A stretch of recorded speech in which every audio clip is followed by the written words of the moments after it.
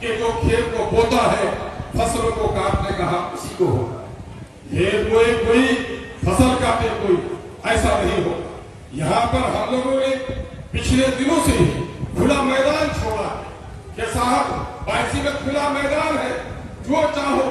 یہ بزم میں ہے، یہ کوتاہ دستی میں ہے محرومی، جو بڑھ کے اٹھا لے ہاتھ میں مینا اسی کا ہے. ہم لوگوں نے تو چھوٹ دے رکھا ہے کہ آؤ اور لوگوں کی خدمت کرو، جاؤ کون کتنا مقابلہ کرتے ہو. لیکن کچھ لوگوں نے کہا نہیں، پہلے وہ پبیلا باندھے تبھی کی دعوت کو دوسرا مفت ٹکٹ دیے تبھی بھی کارو چائے پیا، مفت ٹکٹ دیے بھی تبھی کاروبار جا، نہیں تو ٹکٹ نہیں دیا تو ہم کسی یہاں جانے والے نہیں ہیں. یقین جانو محنت کبھی رائے گاہ نہیں جاتی. آج غلام سرور کو اس محفل میں پا کر میں سمجھتا ہوں کہ میرا پچھڑا ہوا بھائی آ گیا ہے جسے میں قدر نہیں کرتا. میری خواہش ہے کہ میرے سالگان بھائی بھی آئیں. میں جس محبت سے غلام سرور سے ملتا ہوں، خدا کی قسم اسی محبت سے ان سے بھی کرنے دیں. میرے بھائی اس کے علاوہ میرے پارلیمنٹ کے الیکشن میں کئی بھائیوں نے میرے لیے بڑی قربانی دی ہے. میں آج اسے یہاں نہیں دیکھ رہا ہوں. میرے بھائی میں آپ سے گزارش کرنا چاہتا ہوں کہ کہیں آپ سات برادری کے اندھیرے میں بھٹک تو نہیں گئے.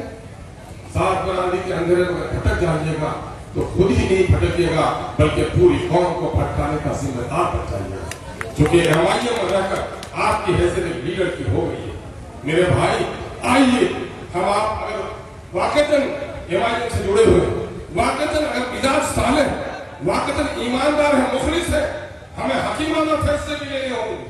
ہمیں دیکھنا بھی ہوگا کہ فرقہ پرستوں کس طرح سے لڑتے ہیں. ممکن ہو کہ کل گٹبندھن ہو جائے اور بھائی کو نہیں ٹکٹ مل کر کسی دوستوں کو مل جائے. ممکن ہو کہ کل گٹبندھن ہو جائے اور سلیمان کو ٹکٹ نہیں ملے تو ہمیں اپنے لیڈر کے فیصلے کو ماننے کے لیے تیار رہنا ہوگا. یاد رکھیے جماعت اسی وقت کامیاب ہوتی ہے جب اپنے لیڈر کے حکم کی پیروی کرتی ہے. بھیڑ بہت زیادہ ہو فوج کی، اگر ڈسپلین نہیں ہے اور اپنے کمانڈر کے فیصلے کو نہیں ماننے گی تو فوج میدان جنگ میں گردن تو کٹا سکتی ہے، فتح یابی کا منہ نہیں دے سکتی. اس لیے ہم آپ سے بھی گزارش کرتے ہیں کہ آپ آئیے اور بنیے، لڑیے، آج سے سمجھائیے لوگوں کو کہ اس علاقے کے لیے ہمیں سیاسی اعتبار سے بھی اچھا بننا ہے، سماجی اعتبار سے بھی بننا ہے، فضول خرچی سے بچ کر اپنی معاشی حالت کو بھی اچھا بنانا ہے. آج صرف سیاست ہی ہمارا علاج نہیں ہے. آج اگر ہمارے مدرسے خراب